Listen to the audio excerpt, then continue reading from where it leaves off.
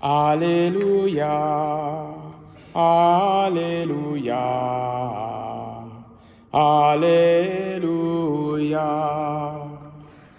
Alléluia, Alléluia, Alléluia.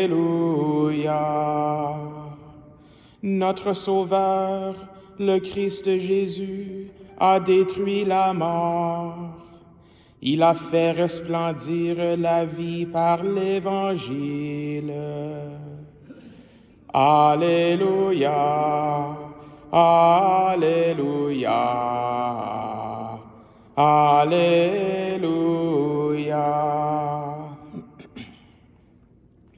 Le Seigneur soit avec vous. Évangile de Jésus-Christ selon saint Marc.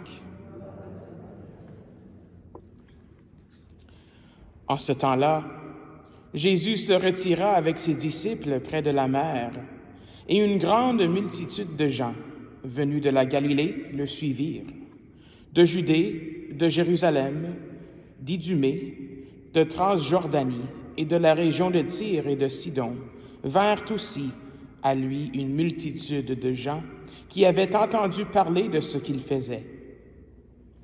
Il dit à ses disciples de tenir une barque à sa disposition pour que la foule ne l'écrase pas. Car il avait fait beaucoup de guérisons, si bien que tous ceux qui souffraient de quelque mal se précipitaient sur lui pour le toucher. Et lorsque les esprits impurs le voyaient, ils se jetaient à ses pieds et criaient « Toi, tu es le Fils de Dieu ». Mais il leur défendait vivement de le faire connaître. Acclamons la parole de Dieu.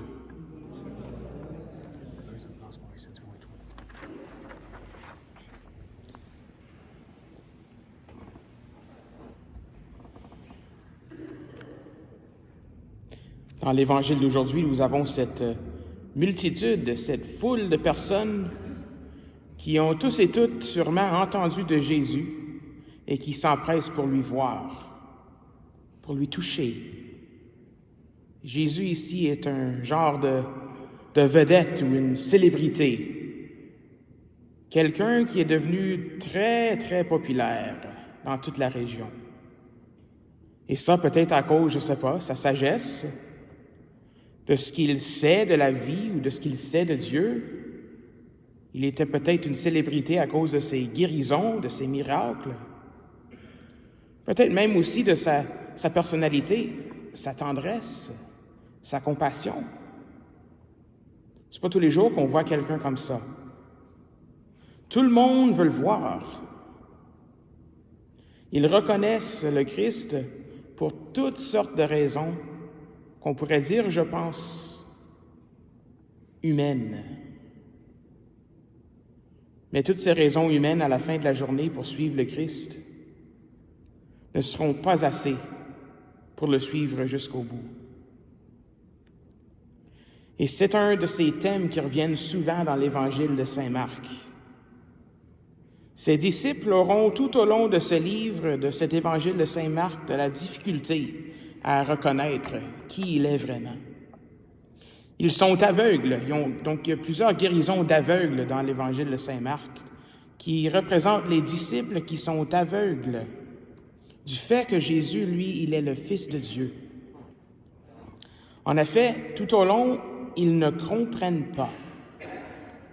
Seul, à la fin de l'Évangile de saint Marc, un centurion, un Romain, fera cette profession de foi que Jésus, lui, il est le Fils de Dieu.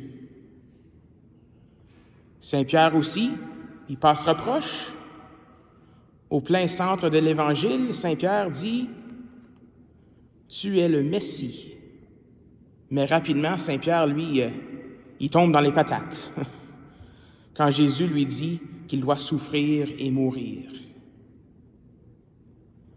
Les disciples, c'est comme s'ils ne comprennent pas vraiment qui il est. Mais dans l'Évangile d'aujourd'hui, nous avons un autre groupe qui reconnaissent l'identité de Jésus comme Fils de Dieu. Ce sont les esprits impurs. Eux, ils connaissent et ils sont soumis au pouvoir du Christ. Et ce détail est très, très important, je pense, pour les disciples, mais aussi pour notre vie spirituelle. Puisque eux, ils savent que Jésus est le Fils de Dieu, ils vont faire tout leur possible pour nous empêcher nous-mêmes à reconnaître que Jésus est Fils de Dieu. Ils savent le pouvoir de Jésus, mais ils ne veulent pas que nous, on l'y goûte.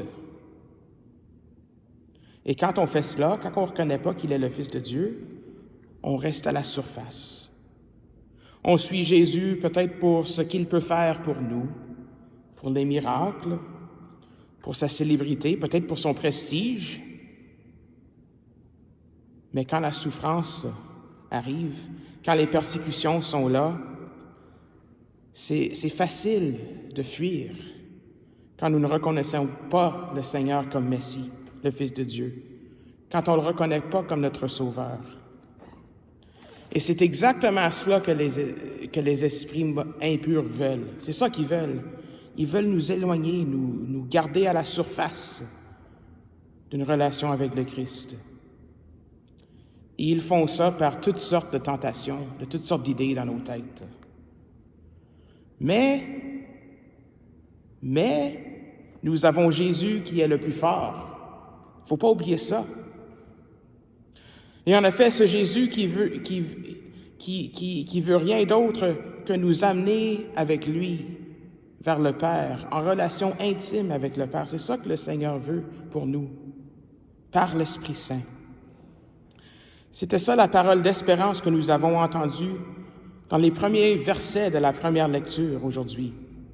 Jésus est capable de sauver d'une manière définitive ceux qui, par lui, s'avancent vers Dieu, car il est toujours vivant pour intercéder en leur faveur. Les esprits impurs veulent nous éloigner du Christ, nous éloigner du Fils de Dieu. Mais le Christ, par l'Esprit Saint, s'approche de nous chaque jour. Il se donne à nous chaque jour, par son corps, par son sang, dans l'Eucharistie, pour que nous devenions de plus en plus comme lui, qui est le Fils de Dieu. Alors, aujourd'hui, et je dirais chaque jour, c'est le défi de chaque jour, je dirais, dans la vie comme disciple du Christ, c'est de renouveler notre foi en le Seigneur Jésus comme Fils de Dieu. Pas seulement rester à la surface avec Jésus qui est sage ou avec Jésus qui fait des guérisons, qui fait des miracles, mais aller de plus en plus profond. Réaliser que Jésus est le Fils de Dieu qui intercède pour nous constamment auprès du Père, peu importe les difficultés que nous vivons, peu importe nos circonstances de vie, pour aller de plus en plus profond, pour s'enraciner en lui, avec le Père, par l'Esprit Saint, pour que jamais les esprits impurs, pour que jamais les puissances du mal puissent nous éloigner du Christ.